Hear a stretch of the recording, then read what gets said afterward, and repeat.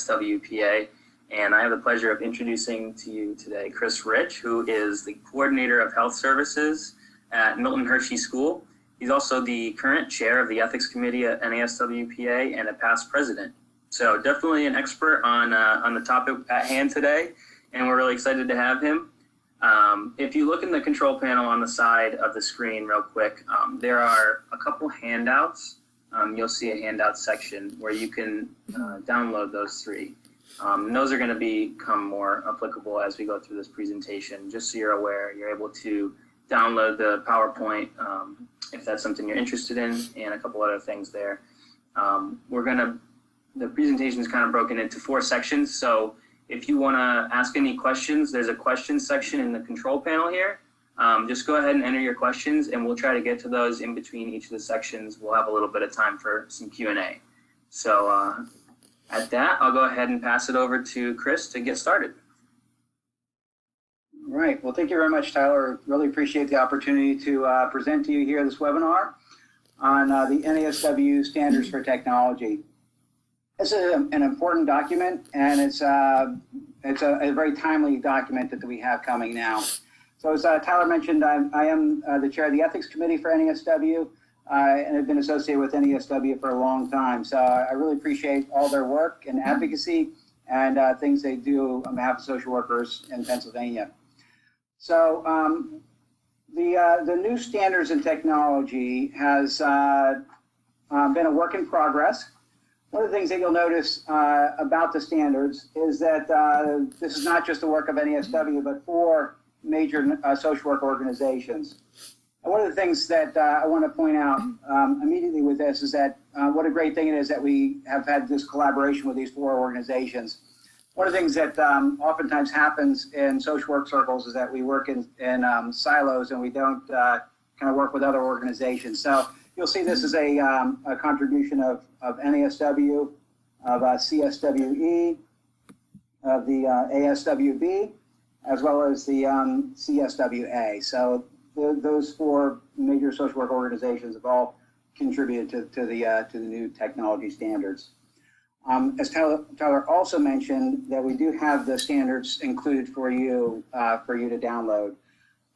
When I was preparing this a couple weeks ago, when most Google searches you do, actually the old standard still comes up. So this is really hot off the presses. So if you try to just Google search it, your first couple of tries, you may get the old one. You notice that the old one, that this is kind of a long time in making. The last one that was done was in 2005. And if you could think back to 2005, there has been some significant changes in technology, how we interact with technology, and how important that's become for each of our work here in the social work profession. So one of the things you'll notice is that the old standards for technology was 21 pages, so a rather brief document. And the newest version is actually 60 pages. So we've added quite a bit of meat to that. And as you browse through that, you'll see that there's some scenarios and interpretation along the way. So it will list the standards, and it will also list maybe an application around kind of how that works. So it is pretty nicely laid out. And as Tyler said, it's in 4 sections here. So the standards for technology starts with a quote I think is applicable as we look at the importance of technology and how that's come to our work.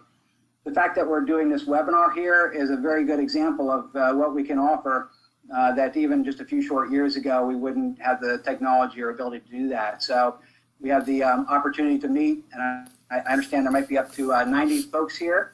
And we're all sitting in our own designated work areas or home settings and able to share together this information. So it really has allowed us to expand our reach, to expand our ability, and make it more efficient what we can do with our work every day. So the opening quote in the technology standards is this. It says, "Technology has transformed the nature of social work practice and greatly expanded social workers' ability to assist people in need."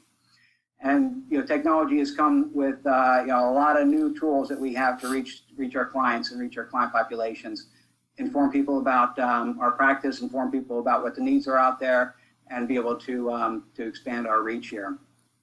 So one of the things I'd like you to think about now, if would you put yourself in the box of a native to technology, or would you consider yourself an immigrant to technology?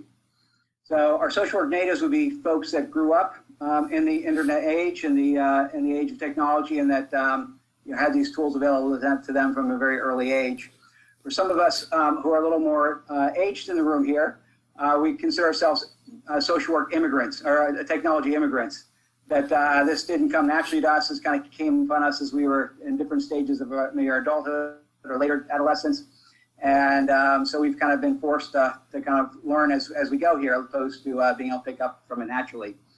I think as we kind of look at yourself in those two groups, I think there are some benefits and maybe some points of learning in both those groups. So if you grew up with technology, it may feel very comfortable to you, but you may have a blind spot as to some of the dangers or some of the things that might come up with that. And again, kind of if you're new to technology, kind of coming into it, again, it may seem intimidating and you may not fully utilize all the tools. So I'd like to take a little step back in time here and go back to the year of 1995 here. So I have a short little video clip from a Today Show. So if you're like me, I like to watch the Today Show in the morning, and actually I kind of remember this episode here. So we're going to actually switch now to a short video that we watched. Oops. There we go. Right. Tyler's my technology expert here. So if you could watch the video. Oh, that's right. Mark with the A and then the ring around it. At. See, that's what I said. Kay said she thought it was about. Yeah. Oh. But I've never heard it. Around. I've never heard it said. I'd always seen Yeah. Mark, but never heard it said. And it sounded stupid when I said it. Violence at NBC. I heard you around big fight in the lunchroom. See, there it is. Violence at NBC. GE.com. I mean, Well, Allison should know. What do you is say internet about Allison? anyway? Internet is that massive computer network, the one that's becoming really big now. What do you mean? That's big. Wait, how does one? What do you write to it like mail? No, a lot of people use it and communicate. I guess they can communicate with NBC writers and producers. Allison, can you explain what internet is? No, she can't say anything in 10 seconds or less. Allison will be in the studio shortly. What does it mean? It's a giant computer network made up of started from. Oh, I thought you were going to tell us what this was. It's like a computer billboard. It's not an. It's a computer billboard, but it's Right. nationwide. It's several universities and everything all joined together. Right. And others can access it. Right. And it's getting bigger and bigger. Just Came great. in really handy during the quake. A lot of people, that's how they were communicating out to tell family and loved ones they were okay because all the phone lines were down. I was telling Katie and I But was you don't need that. You don't need a phone line to operate internet. No.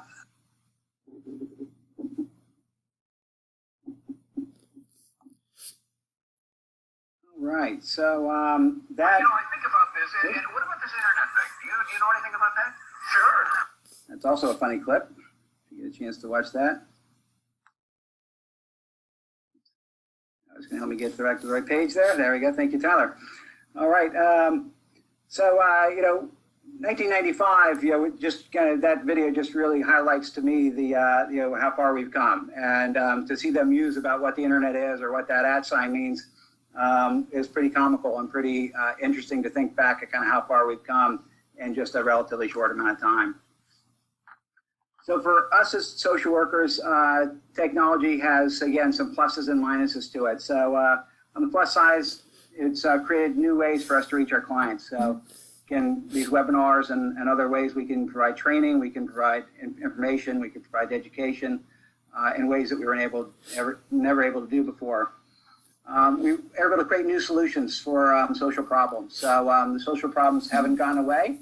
And there's still a lot of need out there for our client groups, and this technology really allows us to find new solutions to some of the aging problems we've had in the past. And it can also help us manage information on large scale, so we can have large amounts of data that we can use for research purposes and for efficiency in being able to reach our clients in a way that we've never been able to do before. On the negative side, though, some things that we need to be concerned about with technology. are that, that there are large-scale breaches of information. So we have lots of information that we have at our fingertips, and we need to be extra careful how we manage and store that information.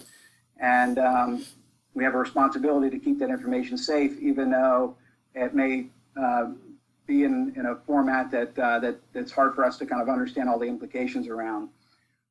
If anybody's been following the story of Equifax, it kind of highlights the need that, the risk that we have in our storage of information and what could happen if that information can get out. We also can have information overload. So there's so much information out there that our story and our client stories don't get out like it should, so that there's too much information. We can't pay attention to anything in particular. And lastly speaking, kind of related to that, is that it can create a distraction. Again, that there's so many things going on, we can miss some of the things that we need to pay attention to most. And the risk for misinformation. Again, we've seen over the past year or so how misinformation has caused large issues with people being able to rely on information that they get, and how to use that to move forward in a productive way. The saying I heard once was to err is human, to really screw things up takes a computer. And so that's, I think, one of the reasons that we have this standards for technology, is because it can really help us to kind of understand how we can avoid some of the big errors that we can create by having all this information available to ourselves. A couple things to remember with the technology standards, as well as with the code of ethics, is that these are minimum standards. So it's important to recognize that these aren't necessarily best practices. They're actually kind of minimum standards. And so you want to make sure that you're at least doing what's required here, but it doesn't keep you from going further, and there are further steps that you can take. So, so it's important to remember that. The second thing to remember is that these are general guidelines. So it doesn't cover every scenario and every situation that might come up, but it does give us some guidelines as far as what to do, what to look out for, and how to manage our work in the area of technology and social work practice. Lastly, and the part that it took me a little time to kind of understand as we were first rolling this out, is kind of how that works with in conjunction with the code of ethics. So in reality, if any of these areas are breached, it really becomes a breach of the code of ethics, and usually in another area. So like in the area of confidentiality, informed consent, boundary violations, etc. So these guidelines are not directly, are kind of indirectly associated with the code of ethics. So the code of ethics will still be our gold standard as far as what we hold ourselves to, but the the technology standards helps inform the practice of the code of ethics.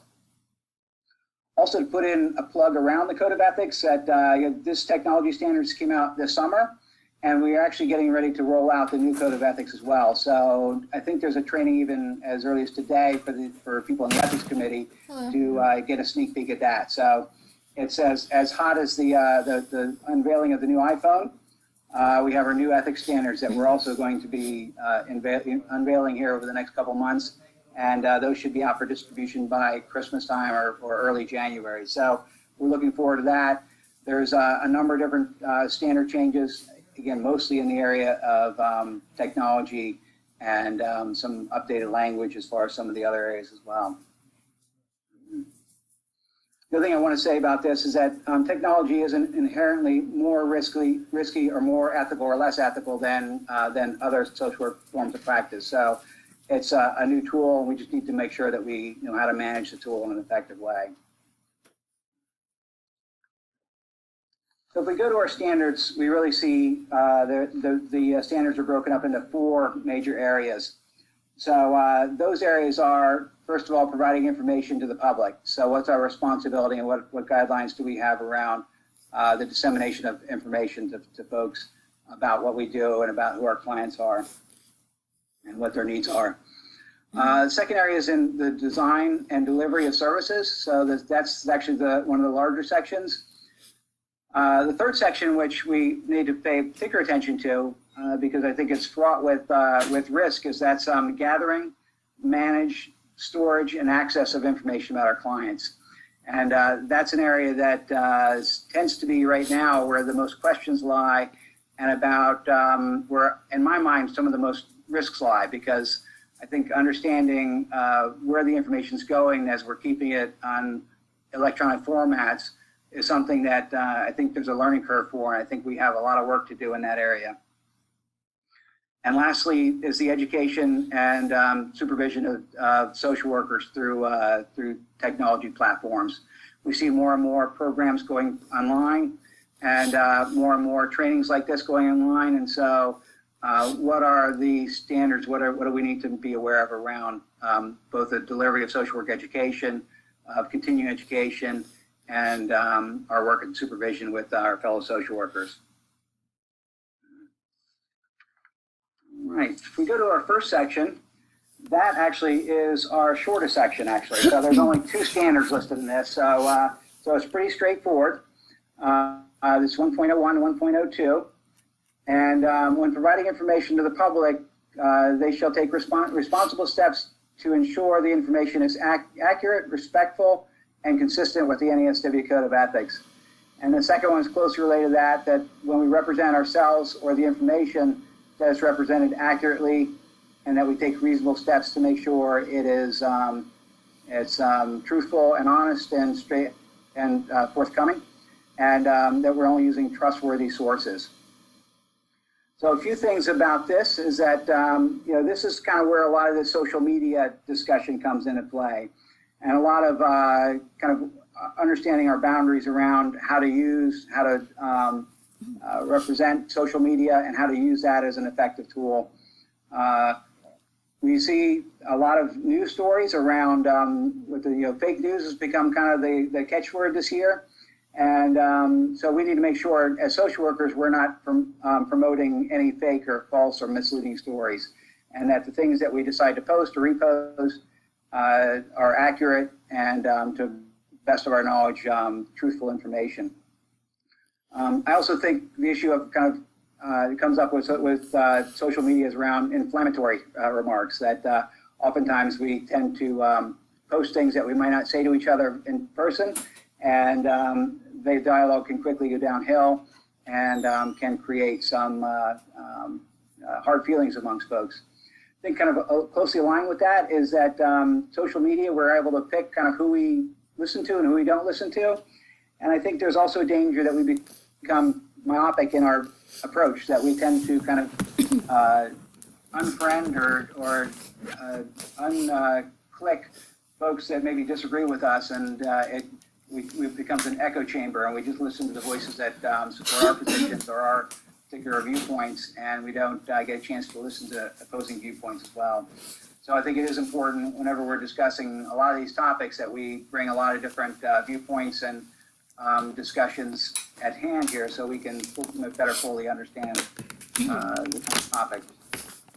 With the issue of trustworthy sources, one of the things that I look at is making sure that not only they are honest and from a reputable source, but they're updated. So oftentimes information changes, and so a lot of the things that you see sometimes can be outdated, or there could be newer things in that as well. That's I think the other thing associated with this standard as well is that we always have our social work hats on, and we promote ourselves as social workers. And so one of the things that social media does is it tends to kind of blur the lines between our professional selves and our personal selves. And I think we need to be real aware of how we're presenting ourselves, both on our professional personas and as well as our personal personas. Robert Frost, one of my favorite poets, had a comment he would often say is, good fences make good neighbors. And one of the things that I say about social workers are that good boundaries make good social workers. And one of the things in social media tends to do is tend to sometimes erode those professional, personal boundaries that we have. And so we're challenged with how to kind of keep those two lives separate, and how to merge them when appropriate, and how to kind of represent ourselves when we're representing our personal views versus ourselves as professional social workers. And social media tends to kind of blur those lines. So we need to be extra clear about what our boundaries are around the use of social media in the clients, around kind of our personal views versus some of our professional obligations to speak on behalf of social workers. And that also to make sure we're doing it in a respectful way that could move us forward. So first standard is pretty straightforward. We will pause here to see if there's any questions or any thoughts on the topic of providing information to the public and social work technology. Tyler, any questions come in yet? Victor asked us if something you want to discuss is telehealth counseling, or if that's something that you're not going to get to in our presentation. Not sure if you have plans for that or not. Telehealth counseling is a big topic, and actually that will come in the delivery of services for clients. So that will come up in the next section. So yeah, telehealth is something that that we will have some discussion about.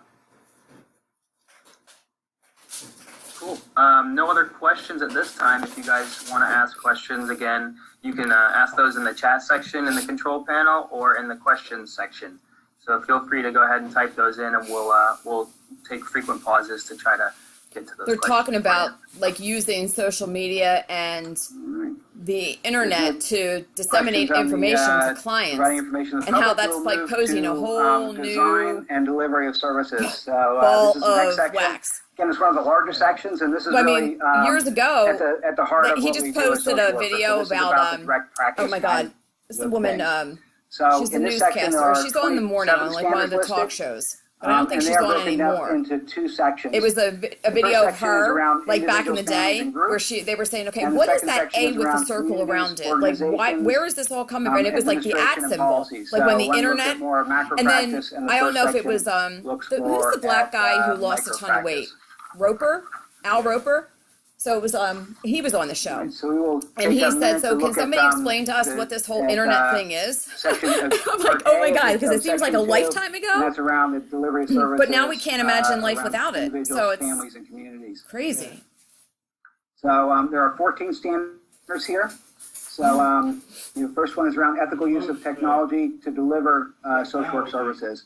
And this gets to Victor's question around telehealth and teletherapy, as far as how that works. I believe that NASW has recently has an agency that actually is able to provide some telehealth kind of support for social workers, and I believe that they give a discount. Can that be found on the website, Tyler? For that. Yeah, we have information if you guys want to be in touch with us about the organization's called We Counsel. And they do offer a HIPAA-compliant platform to go ahead and do. I do. I'll bring it over. And as an Actually, I NASW have it on my member, you actually phone. do have a discount to those plans. But it should be at my Give house. you more information about. Excellent. So closely related to that would be section 2.02, services requiring licensing and other forms of accreditation. So I didn't know exactly what Victor's question was around telehealth and around telecommunications around this, but one of the things to make you very aware of is what the legal implications are around doing telehealth. So one of the questions that comes up is where am I practicing? So I'm sitting here at the NASW office in Camp Hill, Pennsylvania, and my client may be in Cherry Hill, New Jersey. And so the question we might ask is, where is that service being delivered? Is it being delivered here in Pennsylvania? Is it being delivered in New Jersey, or somewhere in between? So one of the first questions we need to ask ourselves when we're doing any telehealth or teletherapy is, what are the laws and applicable standards around that? So the early thinking in this and the case examples right now are in that you are practicing where your client is. So if I'm seeing a client, if I'm remotely kind of patched into a client, either by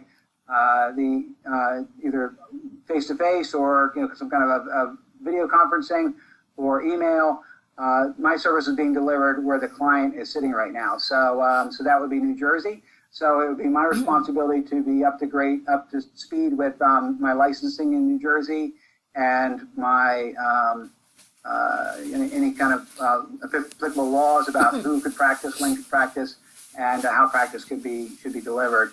it should really come from the state that the client happens to be in at the time. So again, by the mobile nature of things, so if somebody is mobile for whatever reason and you're providing some telehealth or some teletherapy, and that client moves around quite a bit and you may patch into them at any given state, it really begs the question is that you need to be aware of kind of what each state standards are and how to practice those standards. So there are some states that will have some reciprocal licensing requirements and some states that won't.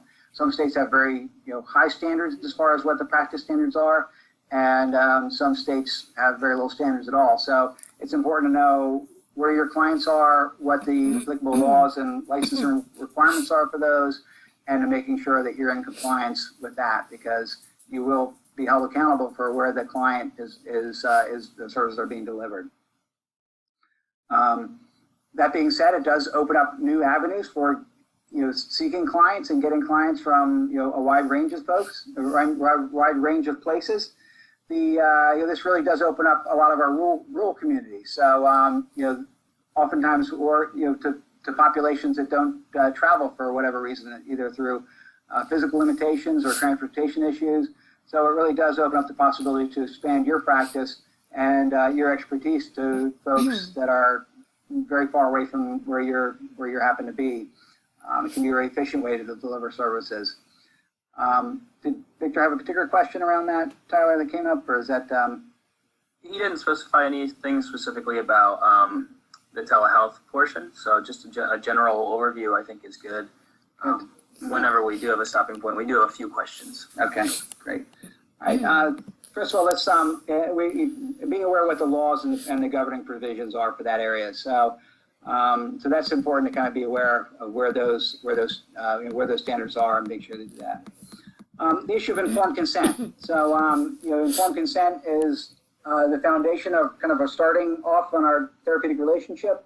So they need to understand what the pluses and minuses are of delivering services in a telehealth or a teletherapy format. So our informed consent need to include who has potential access to the information, what kind of steps you're taking to protect this information, what are the limitations of the teletherapy, and when that might be a beneficial way to do things and when you would advise not to do that. Part of that is the assessment of the client's relationship with technology. So part of your assessment tools get expanded now a bit. So now instead of just looking at what your client's needs are, what is their relationship with technology? Is it something that's intimidating for them? Do they feel pretty comfortable with it? That will help you determine whether this is a good use of technology and ability to provide services, or maybe you want to provide or recommend something else.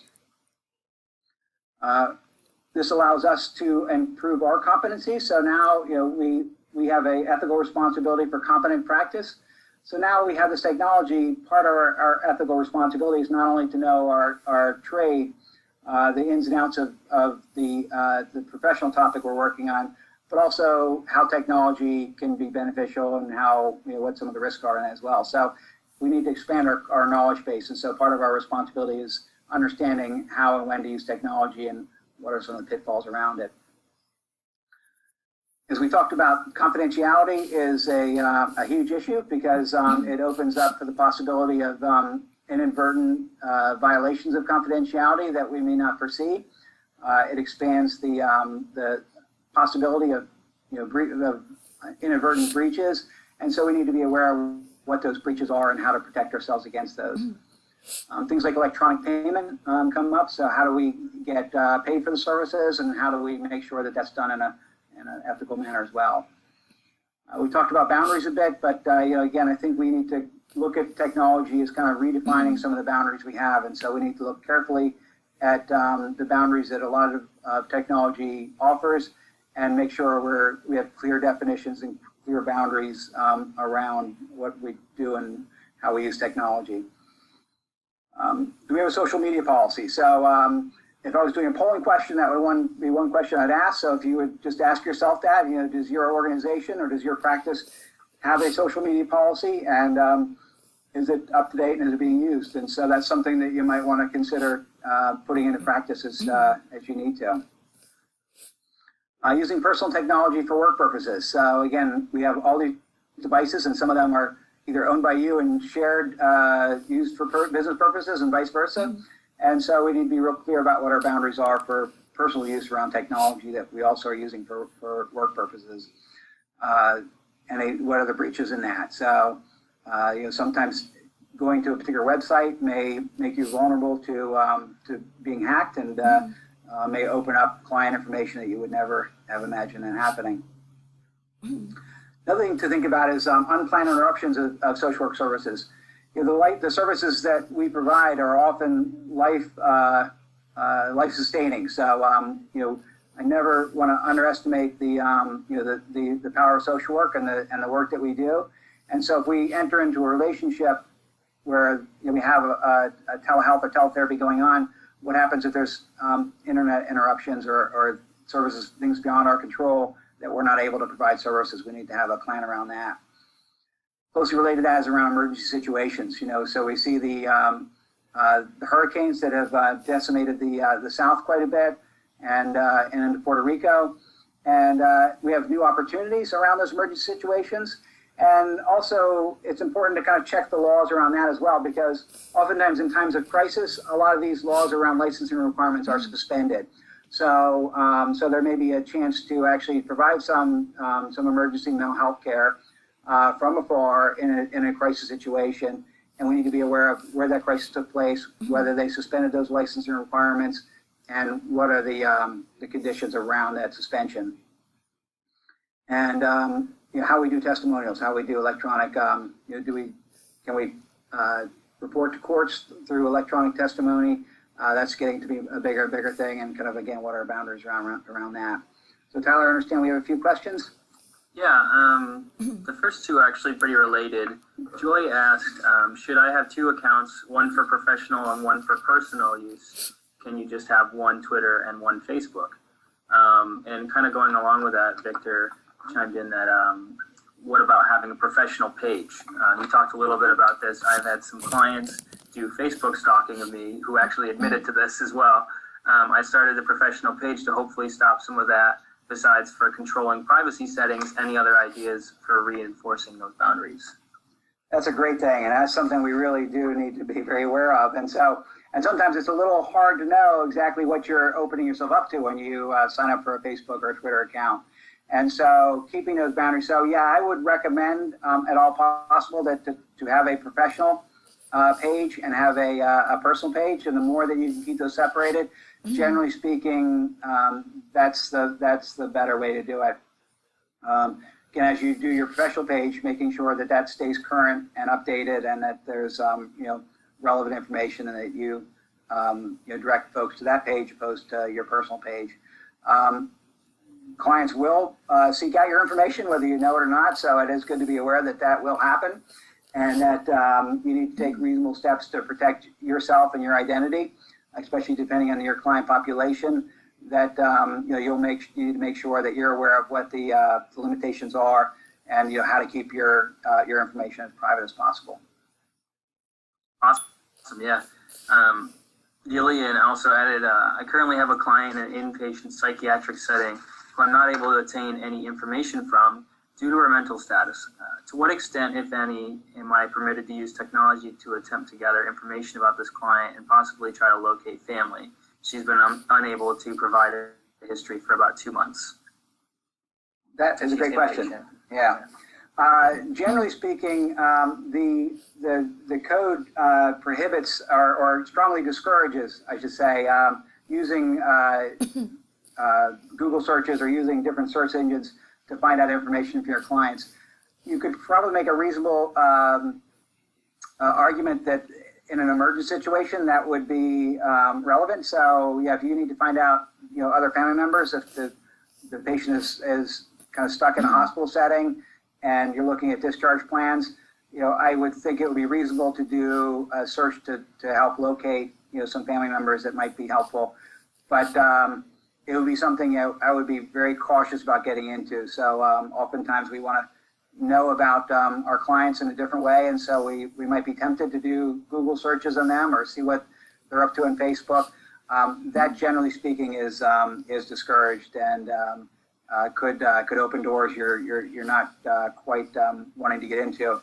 We had a situation at Milton Hershey where actually a family member of one of our house parents came across some information about something that was happening in a student's life that was potentially dangerous, and so it really had us to have to explore kind of what we needed to do that. Well, now we had that information, what we did with it. So, one of the first questions you're asked is, if you find something, you have to have a plan of what you want to do with it, and so, just be careful when you go into opening doors, what you find out, and kind of know how you want to use that information. Yeah, I'd also add, people aren't always totally real on Facebook either, so you don't know if what you're reading is true.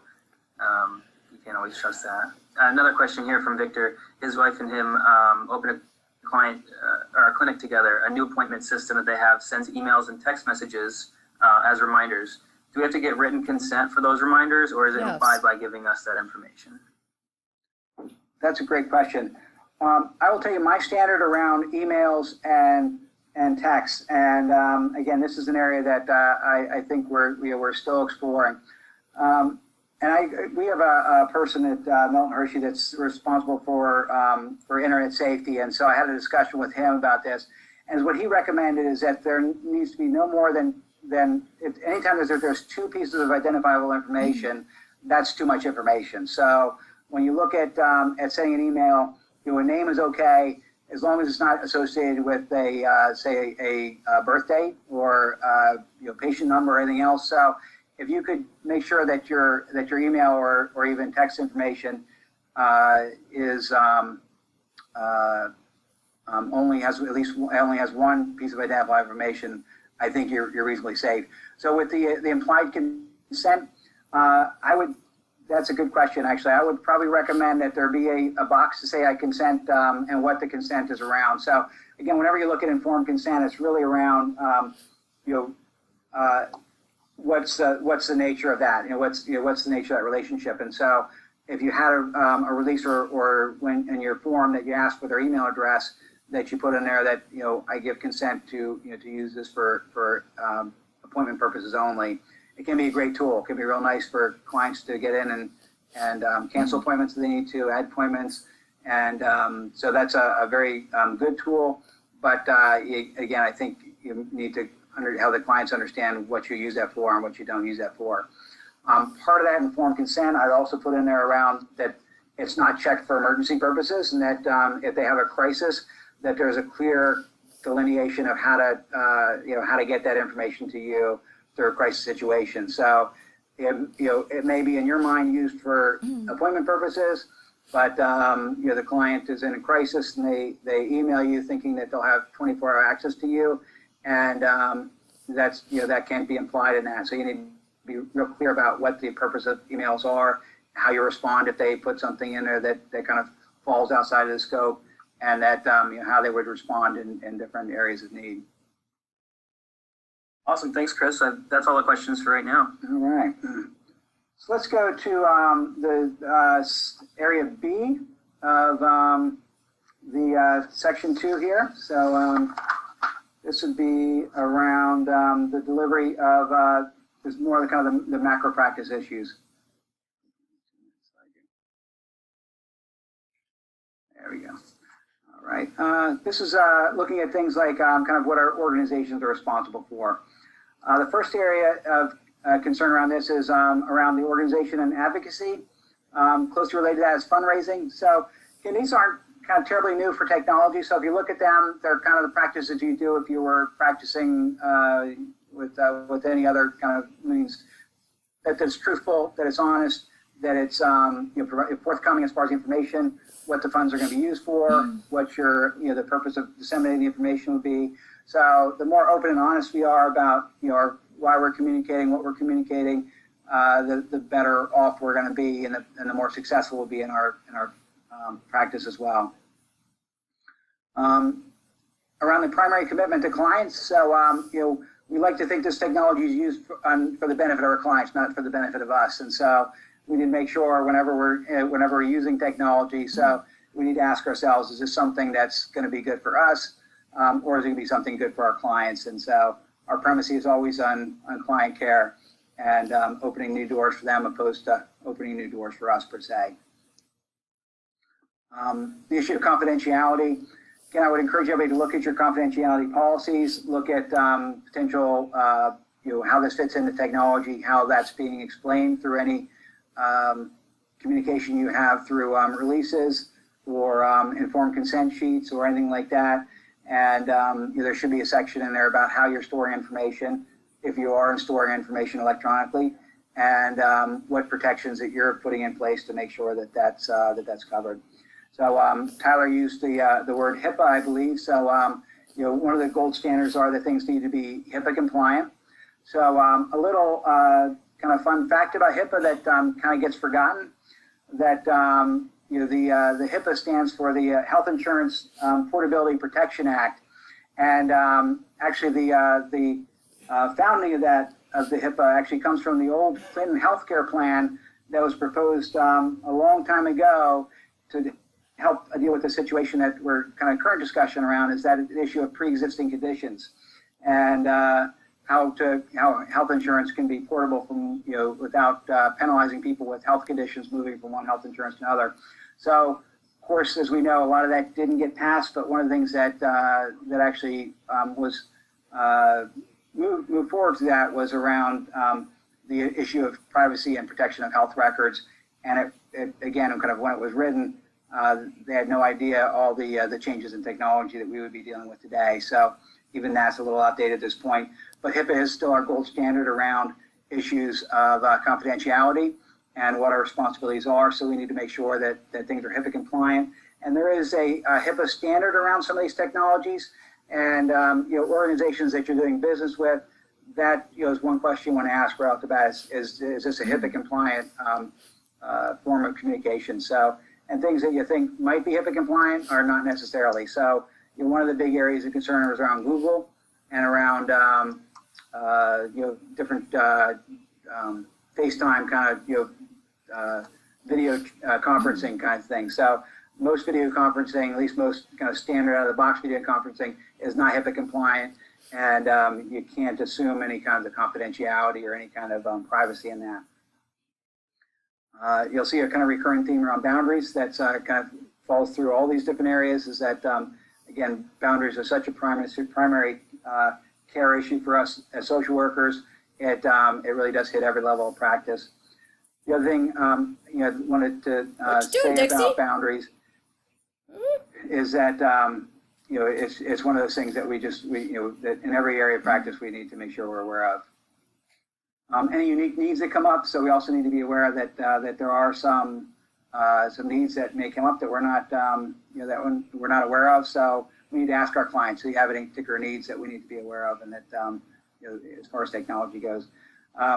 Good example of this is I don't know if anybody's used Prezi before. Prezi is a kind of an alternative to PowerPoint, and I was giving a lecture at one point, and I was working with the IT person, and they said that they kind of discourage that because people with vision problems, it's kind of it goes in and out.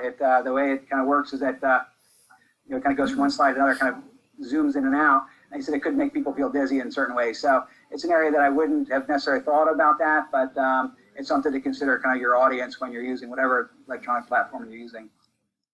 The issue of access to technology. So does our client base have access to the technology we want to use?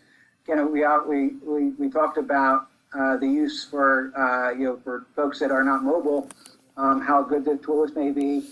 But we also know that there is some discrepancy around socioeconomic status and access to technology. So do your clients have access to good internet service, to good technology platforms, to reliable internet service? And so if that's coming in and out, then that may be something that we need to be watchful of and concerned about.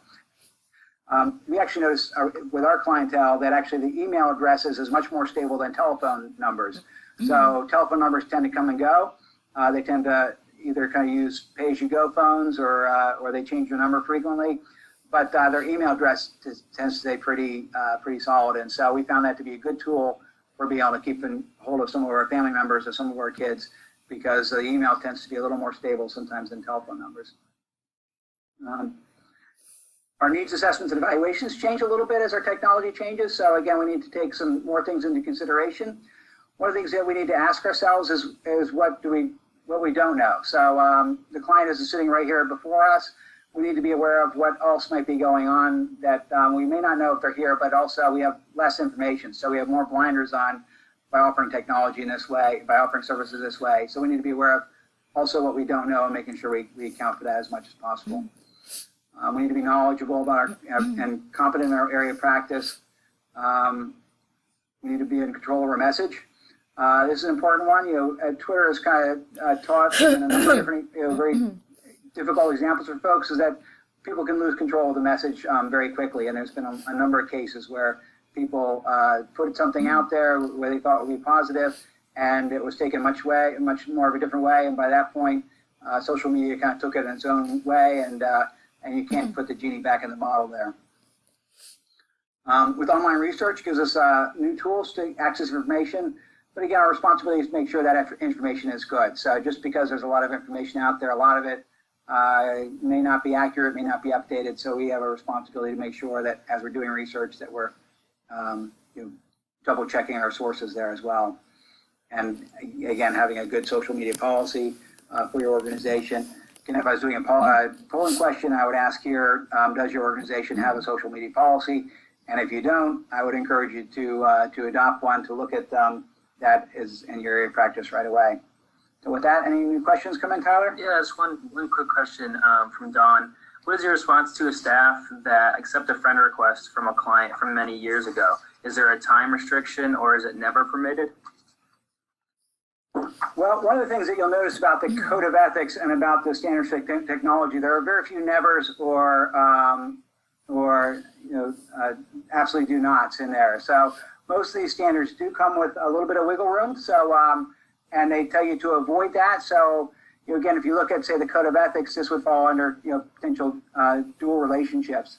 And so if you go back to that section of the code of ethics, you'll notice that it doesn't say that you can't have dual relationships. It says that you should try to avoid them, and if you can't avoid them, you need to manage them. And it's on the social worker to make sure that it's done in a way that's productive and healthy for the client. And so I would say that there's no magic years that need to pass before it's okay to friend a client. Again, it just needs to kind of be well thought out about what some of the potential pitfalls are in that, and what you're opening yourself up to once you establish that relationship. And what the consequences of disestablishing that relationship too. So, if you unfriend somebody, could you potentially do harm to them in that way as well? So you just need to kind of be thought out about, how you deal with that. And if you have somebody on there that you're questioning whether it should be a friend, seek supervision, seek consultation around that, and, seek kind of your own clarity about who you decide to keep on social media and who you decide not to. Thanks, Chris. That's all the questions. All right. Let's move on to section 3. And we are quickly eating up our hour here, too. So we've covered some of this already, but it's around gathering, managing, storing, and accessing information about clients. Again, to me, this is the biggest area of risk and the biggest area of unknown, because as we use these systems that we use, whatever electronic system we happen to pick, we don't know all the ins and outs of it, and we don't know where the potential breaches lie oftentimes. So things like going back to the Equifax example, I had no knowledge that my information was out there, that someone was storing it. And so when somebody took that, I had no control whether I could give that information out or not. And so, again, as we have our client information, some of that may feel a little bit out of our control, but we do have a responsibility for it. So just like Equifax is responsible for whatever breaches happen, we're responsible for our practice in making sure that we keep our clients' information confidential. And so we need to make sure we're doing due diligence to keep information secure, to make sure we understand what systems we're storing information in, that we be careful about using things like zip drives and about cloud storage. And even as we do some of our own notes, oftentimes things are being backed up to cloud storages that we may not even be aware of. And so we may be doing a client note in our own computer, not even realizing that that information is being backed up into a system that's not secure. So that to me seems like the biggest area of concern and the biggest unknown, because oftentimes we're not even aware of where information is being copied or stored, and who could potentially get that and what harm they can do with that. So it's an area that we need to all be kind of extra vigilant about, and we need to establish standards around that. Again, we talked about this a little bit, but separation of personal communication and professional communication. So making sure we have clear boundaries about what's personal and what's professional. How to access records, how we're accessing records, whether we can do it remotely, and again, what the implications are. How our clients are accessing information about their records and about us, and how we protect our own information about ourselves. The one thing that we need to be aware of is that we have we're professional social workers, but we also have our own ability to have our own lives as well. So we need to be able to live our own lives in a way that's not infringed upon by our clients as well. So making sure that you understand it's okay to have social media, it's okay to have things that you do that you don't necessarily have to be part of your work life as well. What to do if there are breaches of confidential information. So if you go to the HIPAA standards, it depends on how many breaches there are. So one breach is handled differently than 50, than 75, and more than that. And so we have a responsibility to kind of understand what's the scope if there is a breach, how many potential clients' information was breached, and that we need to take steps to inform them right away if that's happening. We need to understand that we're getting credible information whenever we're gathering any information, and how we're sharing information with other parties, even other parties that might be providers of platforms for us to share information. And what's our open access, how we decide who gets information that we have and who doesn't. So that's in a nutshell that section. Any questions, Tyler, came through on section 3? No, nothing here. All right, we will move to section 4. So we've got an area that's dramatically changed over time. So I can remember a time where there was no online social work education classes, and it was oftentimes looked upon a little skeptically by some of us in the social work education field. And so now we see actually that technology is used quite a bit within the classroom, that even classes that are more brick and mortar classes are oftentimes done through different remote platforms, whether it might be weather-related emergencies, or just a class that they extend to another program very far away. The technology is being more and more kind of part of our social work education experience and continuing education experience as well. So I believe, Tyler, you probably know this, but I think there's a standard how much electronic CEUs you can get. Is that correct? Yeah, at least 10 of them need to be live and in person. Well, not necessarily in person, but at least live. Like this webinar actually counts as a live presentation because it is interactive in some way. So. Gotcha. Okay. Yeah. So again, that will probably be changing along the way too, because more and more platforms are being provided by via telecommunication in a number of different ways. We need to include this in our training for ourselves and for others. So we need to be aware of what technology can offer. And so part of our training expectations for ourselves is not only again honing our practice, honing our people skills, but also honing our technology skills as well. How we use continuing education, again, opportunities like this really gives us a good platform to be able to talk about this. My biggest concern around social work education is how to maintain the academic standards that we set for ourselves. So again, as your clients or your students are more and more removed, it makes it harder and harder to kind of stay connected and stay updated with what their needs are, what their current learning situation is. So as we look to use this technology to expand our practice and our skills, we also need to make sure that we're guarding against any watering down of the standards that we have and the expectations we have of social workers, and that we maintain high standards for both our educational programs as far as after school training and also our social work education as well. There's also the issue of supervision over long distances. So again, it can expand your reach to provide maybe LCSW supervision or other forms of supervision. The only thing I'd say about that is that we need to be aware of what we're not aware of too. So making sure that we maintain those standards. making sure that we are able to ask the questions that might come up around somebody who you're supervising from afar. So that's in a nutshell what the standards are. I hope you found this helpful. We'll give a minute or two for any further questions. And again, thank you so much for being part of NASW, for being part of this webinar, and for the practice that you do on behalf of your clients. I can't thank you enough for your work and how important it is for me to have a network of professionals that are providing great work every day for clients. So with that, Tyler, any final questions? Yeah, Suzanne wrote in actually asking, she was saying that she thought the LCSW supervision had to be face-to-face. Do you know anything about that? That's a good question. I would need to check on that standard. That very may well be the case. And if that is the case, as things are changing, that will probably be modified along the ways as well. So that is an excellent question. Awesome. And one other thing, what about students at college out of state but attending college in a different state? I guess it gets a little tricky with the state lines. I'm assuming you're talking about teletherapy. Well, if you're student practicing, it depends on what level you're practicing at. If you are, the education part can cross state lines pretty easily. I don't know of any state standards around, the CSWE is a national standard. So I think you should be pretty good in that area. So I don't see any state line issues with that.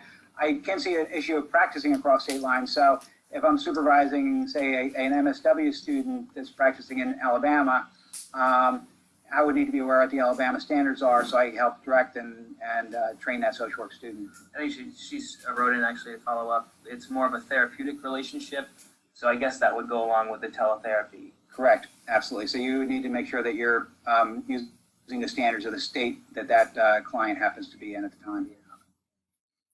Awesome. Well, we have a lot of people writing in thanking you, Chris, and I agree with them. Very well done.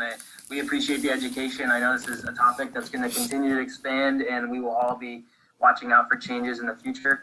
I'm sure Chris would second this. I would say go ahead and check out the handouts in the control panel here. He has the actual standards, the new tech standards there. So that's something that you're going to definitely want to go ahead and read into a little bit more. I'm sure there's more info there. Yeah. One thing I forgot to mention, Tyler, too, I actually included Elizabethtown Colleges. I have a Ellen Long here as a social work student of mine that's joined us as well. And when I did my training with that, they actually have some really nice standards they put out. So I really see this to be kind of a gold standard in how schools are using the new technology standards to be very explicit about what the boundaries are around that. So I thought they did a great job. So I'd like to just give a shout out to Elizabethtown College now. And I have included that with the permission of Dr. Dunlap, who authored this, to be able to share with you to look at kind of, again, some things that you could look for in your social work practice as well. Awesome. Well, thank you, Chris. Thank you for everybody that joined us today. This is going to be recorded and up on our website pretty soon. If you want to watch this back over, I encourage you to get the handouts from the side there. And staff from NASWPA is going to be in touch with you guys soon about getting your continuing education credit. So with that, I just want to thank everybody again and have a great day. Enjoy. Take care.